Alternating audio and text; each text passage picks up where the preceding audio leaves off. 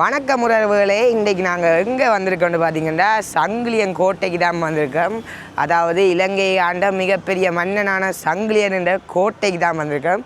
So இந்த பாலடைஞ்சு உடைஞ்சு போன இந்த கோட்டையை தான் உங்களுக்கு இன்றைக்கி நாங்கள் சுற்றி காட்ட போகிறோம். ஸோ வாங்க இன்றைக்கான வீடியோக்குள்ளே போகலாம்.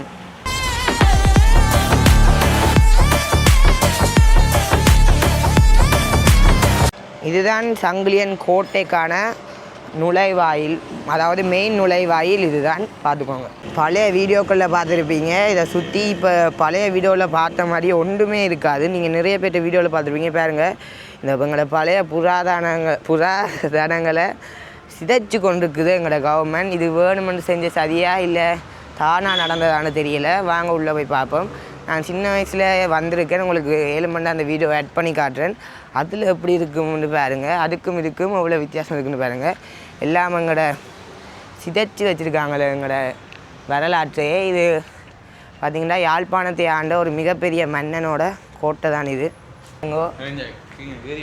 இங்கே பாருங்கோ, எங்களோட உசுறுகளில் விளையாட்டுக்களை இன்றைக்கி February 14 முன்னிட்டு எல்லாம் சம்பவம் செஞ்சு வச்சுருக்கானுங்கள்.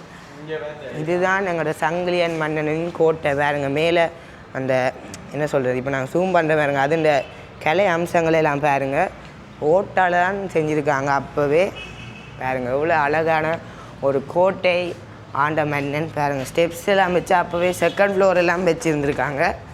ஆனால் இப்போ செகண்ட் ஃப்ளோர்லாம் கிடையாது, கவனம்.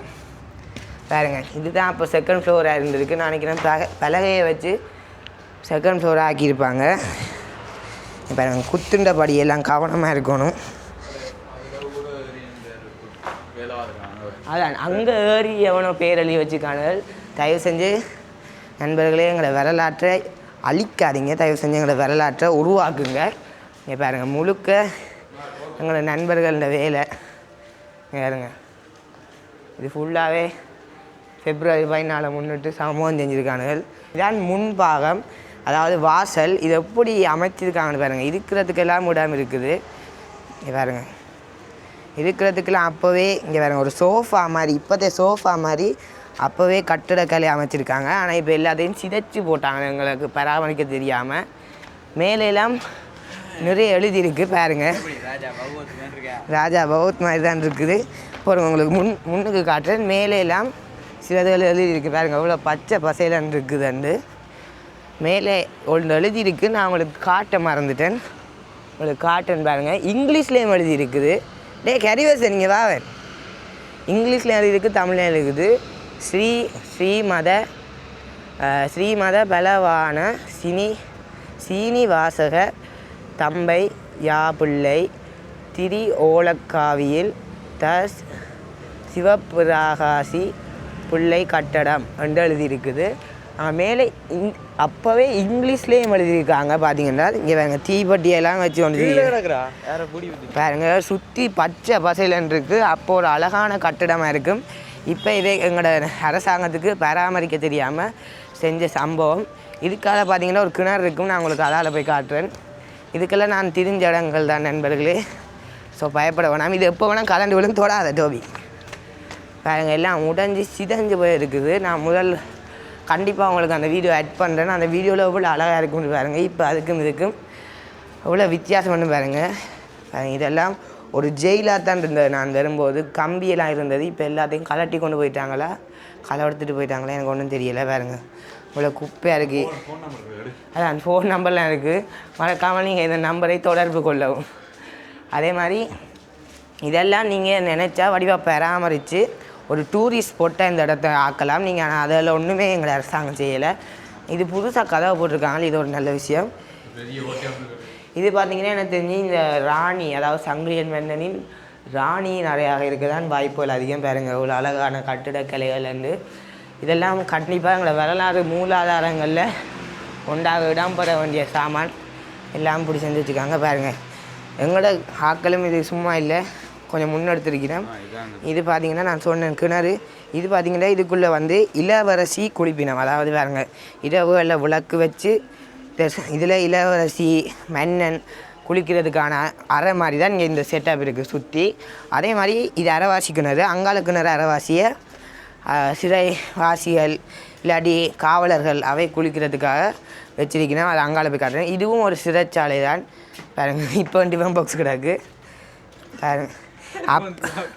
அப்போவே இதே அதாவது எங்களோட மன்னர் காலத்திலே அப்போவே புத்திசாலித்தனமாக கிணறு 2ஆக பிரித்து ஒரு பக்கத்து தங்களுக்கும் நான் சொன்னேன் இங்காலி பக்கத்தை சிறைவாசிகள் காவலாளிகள் அவைக்கு பாவிக்கிறதுக்காகவும் இந்த இடங்களை அவையை பிரிச்சிருக்கணும்.